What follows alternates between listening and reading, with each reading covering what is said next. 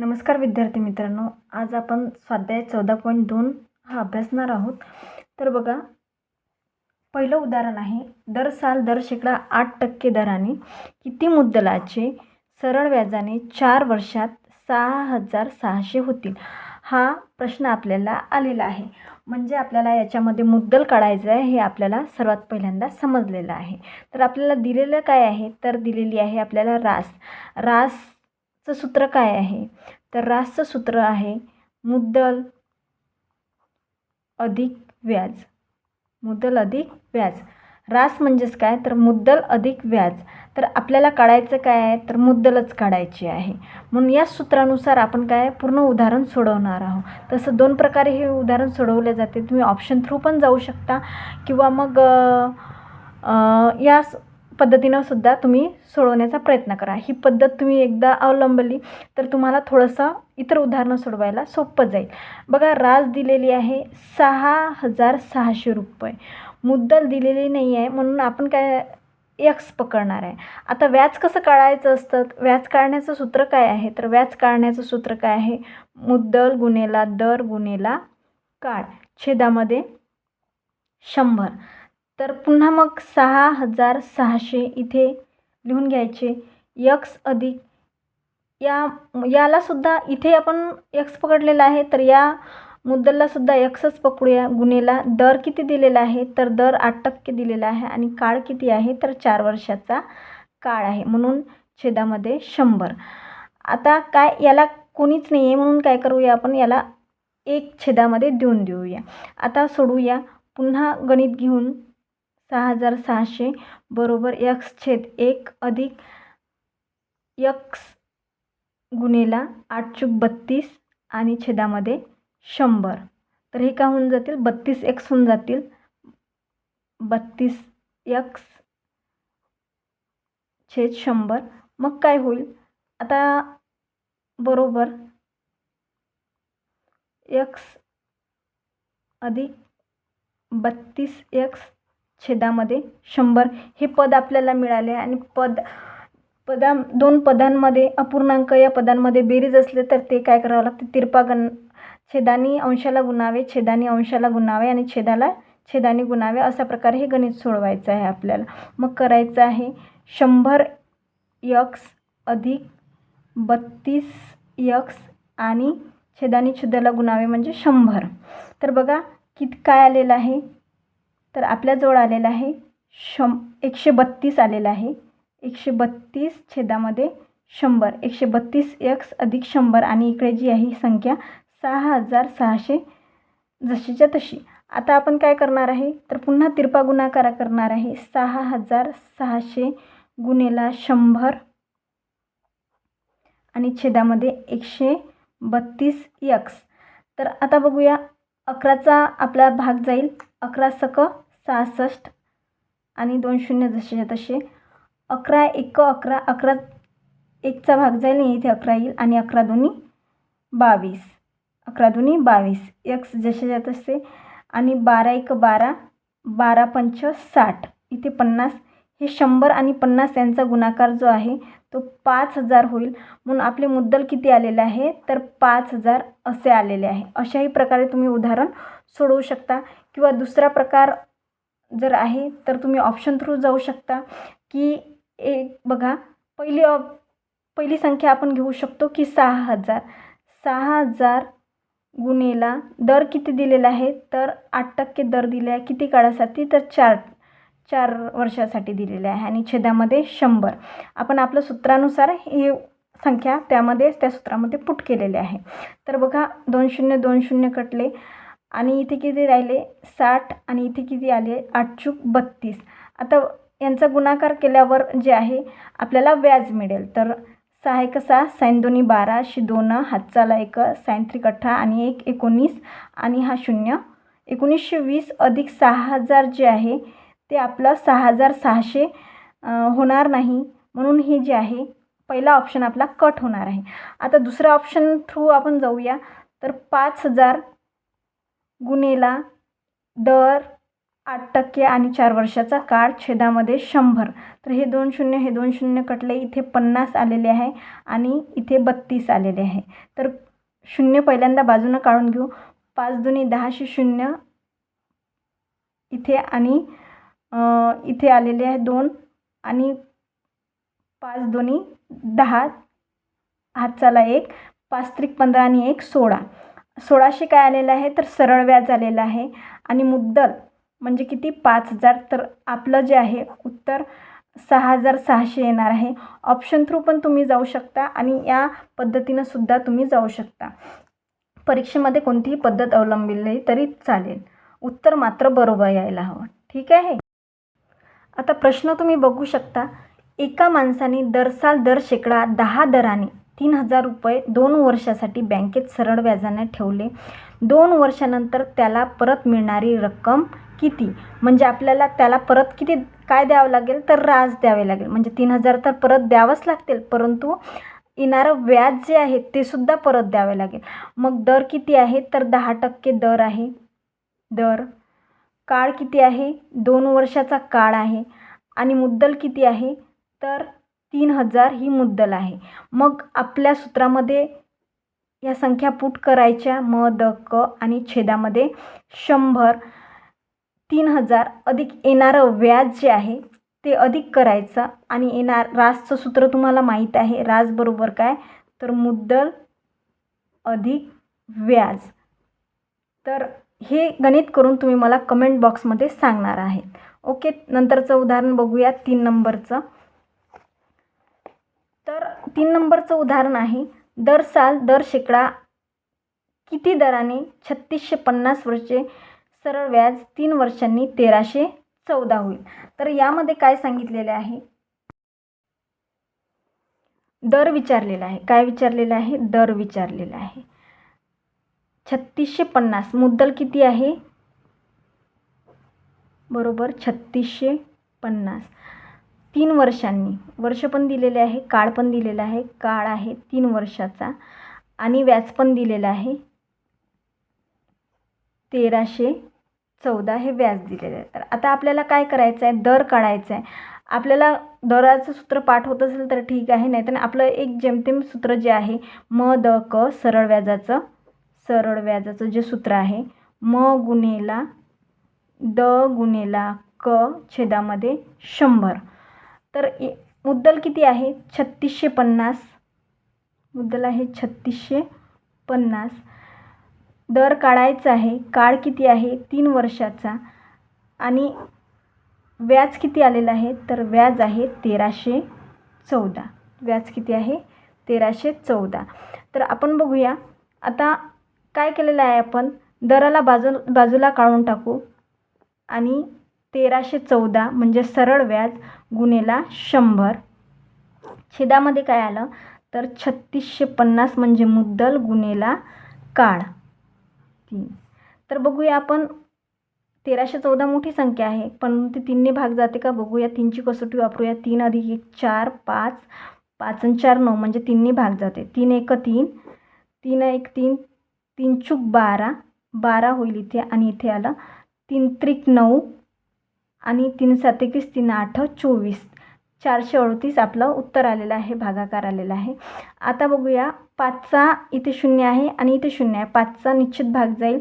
5 1 5 5 2 10 5 7 35 5 7 35 इथे राहिला 1 आणि 5 त्रिक 15 5 त्रिक 15 आणि हा 0 0 कट करून टाकूया.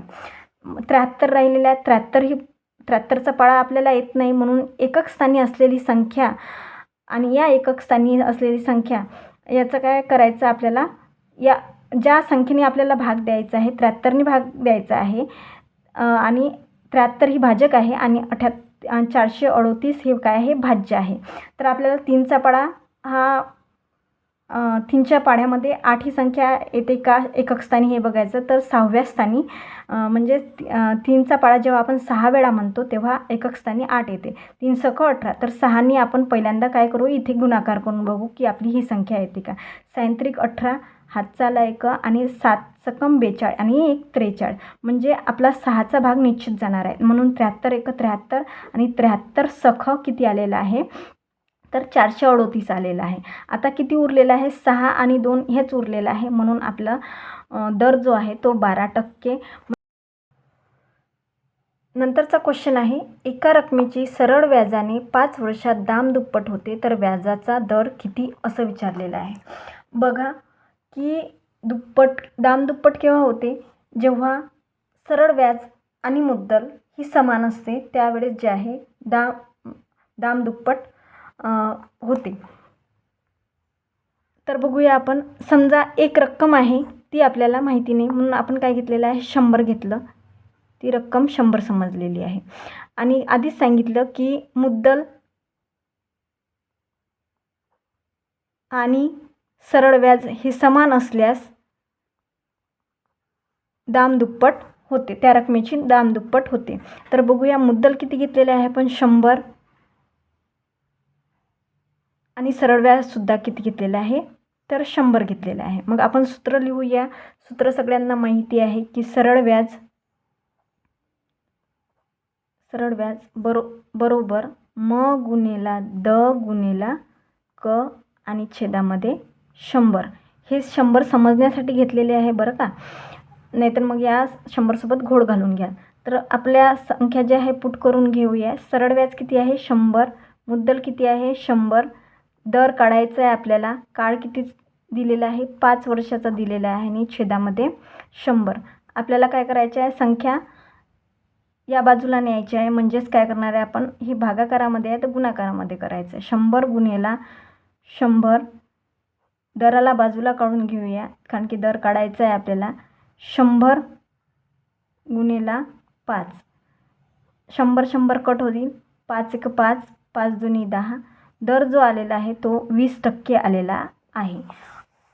अशाही प्रकारे तुम्ही काढू शकता. किंवा एक सूत्र आहे, 100 कंसामध्ये पट वजा 1 छेदामध्ये जे आहे टी म्हणजे काय, तर वर्ष आहे. तर आपण बघूया 100 पट किती आहे, दामदुप्पट वजा 1 आहे आणि वर्ष किती दिलेले आहे, तर 5 वर्ष दिलेले आहेत. म्हणून जे आहे 100 गुणिला 1 होईल आणि इथे 5. तर 5 1 5.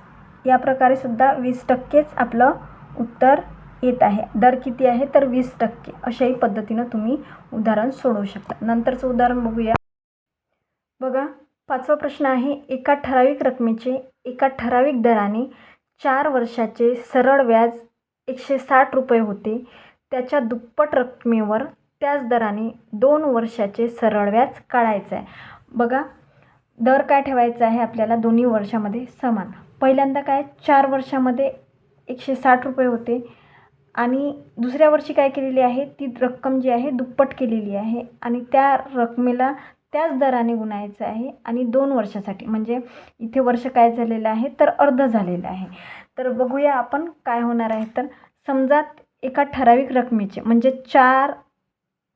आपण 100 रुपयाचे बघूया. 100 रुपयाचे एका ठराविक दराने म्हणजे 10% पकडूया आपण. 10% म्हणजे आपण काय करूया, ठराविक रक्कम काय घेतलेली आहे आपण, 100. म्हणजे मुद्दल आपली 100 घेतलेली आहे. दर घेतलेला आहे आपण 10% आणि काळ किती आहे, तर 4 वर्ष आणि छेदामध्ये 100. अशा प्रकारे आपण सरळ व्याज काढतो. तर त्यांचं म्हणणं आहे की हे समजवण्यासाठी मी तुम्हाला सांगत आहे. तर दर किती घेतलेला आहे, 10%. वर्ष किती आहे, 4 आणि 100. तर 100 100 कट झालेला आहे आणि नंतर जे आहे 10 चूक 40. तर त्या वर्षाचे 4 वर्षाचे किती आलेले आहे, 100 रुपयावर 40 रुपये आलेले आहे. आता काय केलेलं आहे आपण, दुसऱ्या वेळेस काय केलेलं आहे, त्याच्या दुप्पट रकमेवर. आता ही जी रक्कम आहे आपण काय केलेलं आहे, 200 केलेले आहे. दर तोच आहे आणि वर्ष काय केलेलं आहे, तर निमपट केलेलं आहे म्हणजे अर्धे वर्ष केलेले आहे आणि 100. तर 2 0 2 0 कटलेले आहे.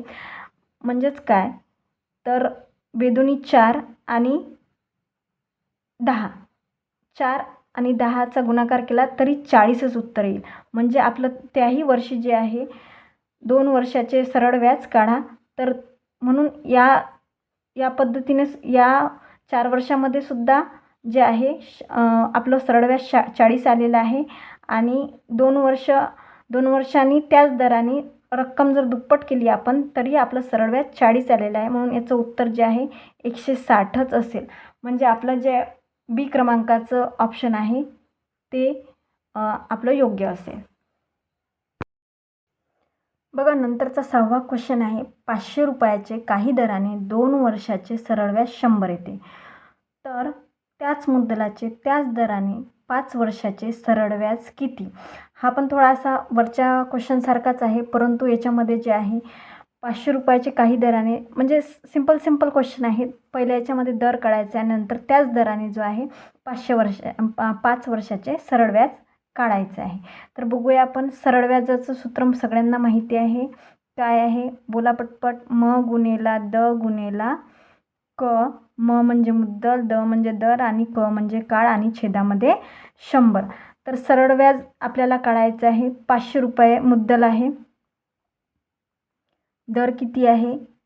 दर काढायचा आहे आणि 2 वर्षाचे सरळ व्याज 100 आहे. पहिल्या याच्यामध्ये 100 रुपये सरळ व्याज दिलेलं आहे 2 वर्षाचे आणि छेदामध्ये 100. तर काय होईल? इकडे आल्यानंतर गुणाकार होईल. 100 गुणेला 100. दर काढायचा आहे. दराला आपण बाजूला काढलं. 500 आणि हे 2 गुणाकारात घेऊया. तर 0 आणि 0 कट. बघा, 5 1 5, 5 2 10, 20 आणि 10. उत्तर काय आलेलं आहे? 10% दर झालेला आहे. आता दुसरं उदाहरण काय म्हणतात की त्याच मुद्दलाचे म्हणजे 500 रुपयाचे 500 रुपयाचे त्याच दराने म्हणजे आलेल्या दराने 10% दर घेतलेला आहे आपण आणि 5 वर्षाचे सरळ व्याज किती? आपल्याला काय काढायचं आहे? तर सरळ व्याज काढायचं आहे. मग आपलं रेग्युलर सूत्र जे आहे म गुणेला द गुणेला तसे आपण या संख्या पुट केलेल्या आहे आणि जो आहे 5 5 25 आणि हे काय आहे तर 10. म्हणजेच काय, तर बघा 5 5 25 आणि 250 हे काय आलेलं आहे? आपलं सरळ व्याज आलेलं आहे. म्हणजे आपला ऑप्शन जो आहे सी क्रमांकाचा बरोबर आहे. नंतर 7वं आणि शेवटचं गणित आहे. 1200 हे 8% वार्षिक साधारण व्याजावर 8 महिन्यांसाठी कर्ज घेतले. 1200 रुपये जे आहे 8% वार्षिक साधारण व्याजावर 8 महिन्यांसाठी कर्ज घेतले. आता बघा, आपल्याला आत्तापर्यंत काय आलेलं आहे? तर वर्षच आलेलं आहे. आता महिने कुठून आले? तर अजिबात घाबरायचं नाही. आधीच्या व्हिडिओमध्ये पहिल्या 14.1 मध्ये सांगितलेलं आहे तुम्हाला की जर महिने आलं तर 12 महिन्यांनी 100सोबत 12 महिन्यांनी भागा. जर दिवस आले तर 100 गुणेला म्हणजे छेदामध्ये जो 100 आपण घेतो त्यासोबत 365 किंवा महिने आले तर 12 महिन्यांनी. आपण ते आता बघूयाच. तर आपला क्वेश्चन पुन्हा एकदा वाचून घेऊया. 1200 रुपये हे 8% वार्षिक साधारण व्याजावर 8 महिन्यांसाठी कर्ज घेतले. ते परत करण्यासाठी किती रक्कम 8 महिन्यानंतर द्यावी लागेल? अतिशय सोपा प्रश्न आहे. घाबरण्याचा मोठा क्वेश्चन वाटला तरी तो अतिशय सोपा आहे. बघा, 1200 रुपये मुद्दल आहे आपल्याली. म गुणेला द गुणेला क हे सरळ व्याजाचं सूत्र आहे. पुन्हा तुम्ही लिहा. तर मुद्दल किती आलेलं आहे? आपल्याला जवळ 1200 रुपये आहे. 8% किती आहे? 8% दर आहे आणि 8 महिन्यांसाठी. आणि 100 गुणेला काय करायला सांगितलं मी? तर महिने आहे म्हणून 12 करायचं. इथं जर दिवस असते तर 365 केलेले असते. मग 0 0 कट होईल, 12 पण कट होईल आणि किती राहिलेलं आहे? 8 8 64. किती राहिलेलं आहे? 8 8 64. सरळ व्याज किती आलेलं आहे? 64 रुपये. तर 12 महिन्यानंतर जे आहे आपल्याला 1264 रुपये म्हणजे रास बरोबर किती आहे? रास बरोबर मुद्दल अधिक व्याज. व्याज किती आलेलं आहे? तर 64 रुपये आलेलं आहे. किती रुपये आलेलं आहे? 64. मुद्दल किती होती? 1200 रुपये होती आणि 64 रुपये. म्हणून आपल्याला किती परत द्यावं लागेल, तर 1264 रुपये त्याला परत द्यावं लागेल. म्हणून आपला बी क्रमांकाचं उत्तर बरोबर आहे.